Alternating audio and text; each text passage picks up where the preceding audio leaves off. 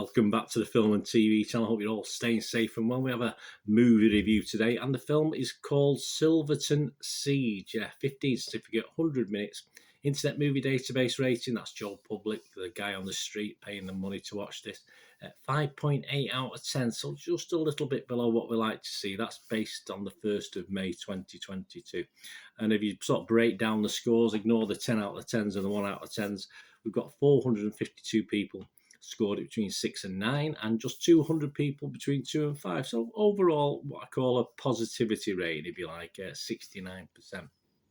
Let's have a little bit about Silverton Siege. What's it about? Well, it's a South African film directed by Mandela Dube in his feature directorial debut, so it don't do a bad job considering.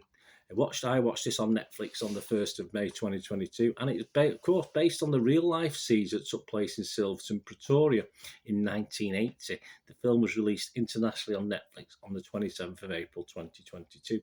It stars, obviously new names to me, I'm not aware of these people, Thabo Rametsi as Calvin Kumalo, Noxolo Dlamini as Mbele Tere Mabunda, Stefan Erasmus as Aldo Erasmus, Arnold Vosloo as Captain Johan Langerman, Tunisho Masha as Shaba Pilot, and Michelle Musalake as Rachel. My apologies for the pronunciations, guys.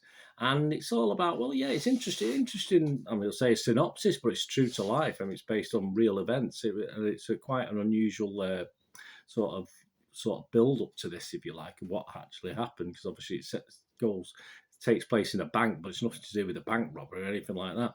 Following a high-speed car chase with the police after a thwarted sabotage mission, the trio end up seeking refuge in a South African bank in Silverton, Pretoria, taking the bank and its customers hostage and demanding the release of Nelson Mandela in exchange for the release of the prisoners. The stakes and tensions run high. Tagline for this, yeah, freedom is a fight. There you go, good tagline. Rotten Tomatoes, yeah, they weren't quite as impressed with Internet Movie Database or the critics on Rotten Tomatoes, just 5.3 out of 10, but there's only 5 critics have scored it, 3 fresh and 2 rotten, so not a massive lot, of course. Peter Bradshaw, he's from The Guardian, he was rotten on this and said, it's pretty routine stuff and disappointing. Roger Moore, he's a little bit fresher from Movie Nation. Silverton may be more on the nose with its messaging than its literal history, but making his second feature film, Dube gets a heroic yarn out of a fairly conventional genre piece and sets a couple of fresh faces up for stardom in the process. Yeah, interesting.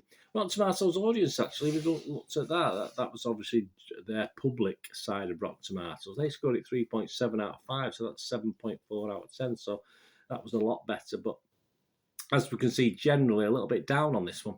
So my little thoughts before we finish this. I mean, apparently, reading little reviews and little sections, the actual, as is the case with a lot of movies, the real story is probably much better than what we get played out on screen.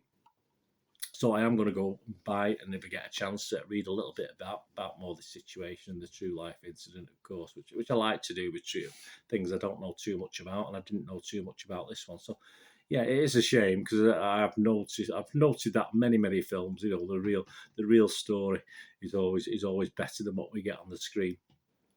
The film itself, very well acted, reasonably well acted, some good actors, some okay ones and some better ones. But an IMDB user made a good point that this needed perhaps a mini-series option so we could learn a little bit more about the key characters. I totally agree with that. And this film did feel a little rushed. I didn't really know much about the guy. You get to know little snippets, of course, as the film goes through. But it has that feel that you want to know, for me, you want to know a little bit more. And it's just can't do it in the length of time that this film goes on. So that means there's no real depth. It doesn't perhaps build the tension that makes a really good hostage film with characters that for me that were just too shallow, and I didn't really care either way about them, which I wanted to do. I wanted to care about the characters, both good, bad, and in between. As a streaming film, yeah, definitely watchable, but given the subject it covers that's supposedly sparked the global Free Mandela movement, it sort of lacked a little bit for me. and that sort of reflects perhaps in most of the scores as well. Just okay, but as I said, it did inspire me to find out a little bit more about what actually happened, which is always a positive when I watch a film. I want to go out and find out about the real story. So my score, I'm going to give it an okay. So I'm going to give it my sit on the fence score, where it's okay, but I just say it could have been so much better. So I'm just going to give it a 5.5 out of 10. So if you get to watch this, guys, let me know what you think. And as I say, it's a story that perhaps needs a little bit more time spent on it. As was hinted at as we were looking through this. Anyway, thanks. Let me know what you think. Anyway, bye. Thank you for watching. Until we meet again. Oh, that's one thing, don't I? Please stay safe, everyone. Thanks for watching. Bye for now.